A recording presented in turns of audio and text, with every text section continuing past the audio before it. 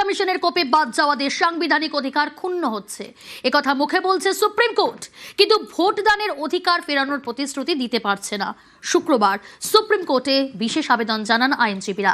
তাদের কমিশনের তালিকা চূড়ান্ত করার বিষয়টিকেই কার্যত মান্যতা দিয়েছে শীর্ষ আদালত।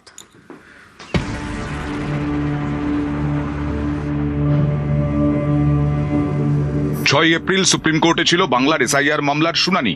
আগামী শুনানি সামনের সোমবার। এরই মাঝে শুক্রবার সুপ্রিম কোর্টের প্রধান বিচারপতির বেঞ্চে বাংলার এসআইআর মামলার উল্লেখ করেন মামলাকারীদের আইনজীবী।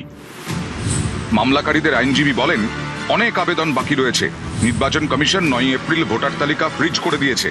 এখনো পর্যন্ত 2টি আবেদন মঞ্জুর হয়েছে। এ থেকেই বোঝা গেছে অ্যাডজুডিকেশন মনোযোগ দিয়ে করা হয়নি।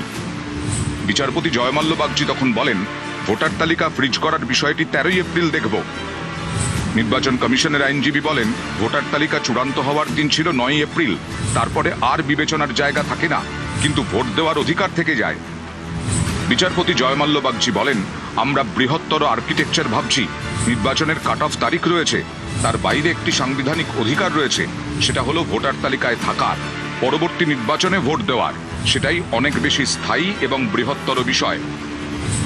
প্রধান বিচারপতি সূর্যকান্ত বলেন, আপনারা স্থায়ীভাবে বঞ্চিত হচ্ছেন না। মামলাকারীদের আইনজীবী তখন বলেন, আবেদনকারীদের প্রত্যেকেরই পাসপোর্ট রয়েছে। প্রধান বিচারপতি সূর্যকান্ত বলেন, আমরা কোনো প্রতিশ্রুতি দিতে পারছি না, প্রতিদিন ম্যাটার ফাইল হচ্ছে। মামলাকারীদের আইনজীবী বলেন, প্রয়োজন থেকেই মামলা দায়ের করা হচ্ছে। ভোট দানের অধিকারটা কখনোই মৌলিক অধিকার নয়, কিন্তু একটা আইনের অধিকার বা সংবিধান থেকে আগত একটা আইনের অধিকার। আপাত দৃষ্টিতে আমার অনুমান, এই যে বিপুল সংখ্যক জায়গাটা বাদ যাচ্ছে, সেখানে যেন রাজনৈতিক উদ্দেশ্য প্রণোদিত ভোটের নির্বাচনে জেতার জন্য গণতান্ত্রিক ব্যবস্থায় এটা একেবারেই তৈরি করা একটা সমস্যা। সুপ্রিম কোর্ট মহামান্য বিচারপতিরা তারা নিশ্চয়ই একটা চেষ্টা করছেন। মানুষকে আশ্বস্ত করা হচ্ছে যে এখন যা হচ্ছে তার মানে সব শেষ হয়ে যাওয়া নয়। অনেকে মনে করছেন, আরো আগে থেকে এসআইআর শুরু করলে এমন সমস্যা হতো না।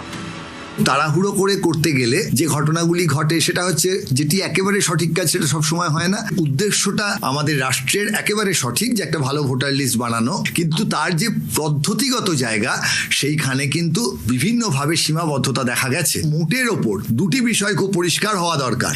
এক হচ্ছে আমাদের দেশে একটা সঠিক ভোটার তালিকা দরকার, এবং 2, সেটা করার জন্যে নিম্নবিত্ত মানুষ যেন খুব বেশি ঝামেলায় না পড়েন, তাদের নাম যেন বাদ না যায়। আজকের দিনে যদি এমন ঘটনা ঘটেও যে এই নির্বাচনে কিছু মানুষের ভোট বাদ গেল, সেক্ষেত্রেও আগামী দিনে কিন্তু আমাদের রাষ্ট্র ব্যবস্থাকে সুরক্ষা দিতে হবে নিম্নবিত্ত মানুষকে। সাপ্লিমেন্টারি তালিকা থেকে নাম বাদ যায় কংগ্রেসের 2 প্রার্থীর। মুর্শিদাবাদের ফারাক্কা বিধানসভা আসনের প্রার্থী মহতাব শেখ এবং মালদার রতুয়া বিধানসভা আসনের প্রার্থী মোত্তাকিন আলমের। কংগ্রেসের 2 প্রার্থী সুপ্রিম কোর্টে আবেদন জানান। সুপ্রিম কোর্ট জানিয়ে দেয় ট্রাইব্যুনালকে দ্রুত নিষ্পত্তি করতে। এরপরে ট্রাইব্যুনাল নির্দেশ দেয় 2 জনের নাম সাপ্লিমেন্টারি লিস্টে তুলতে। 2 প্রার্থীর নিষ্পত্তি হলেও সাধারণ ভোটার যাদের নাম বাদ গেল তাদের কি হবে? ট্রাইব্যুনালে বৈধ প্রমাণ হলেও এবার কি আর ভোট দিতে পারবেন? ফারাক্কার প্রার্থীর তার নাম উঠে গেল আধার কার্ড দিয়ে, অথচ এতগুলা মানুষের জমির দলিল থেকে ধরে সমস্ত কিছু প্রমাণপত্র থাকা সত্ত্বেও তাদের নামগুলো উঠছে না। নেতাদের নাম তো তাড়াতাড়ি উঠে যাচ্ছে, আমরা সাধারণ মানুষ তো হয়রানির শেষ। আমরা খেটে খাওয়া লোক, আমরা ব্যবসা করে খাই, তাহলে আমাদের সাধারণ মানুষকে হয়রানি করে ছাড়া কিছু। যাদের নাম বাদ গেছে তাদের ভোটের ভবিষ্যৎ কি? 13 এপ্রিল অর্থাৎ আগামী সোমবার সুপ্রিম কোর্টের শুনানি। নিউজ 18 বাংলা।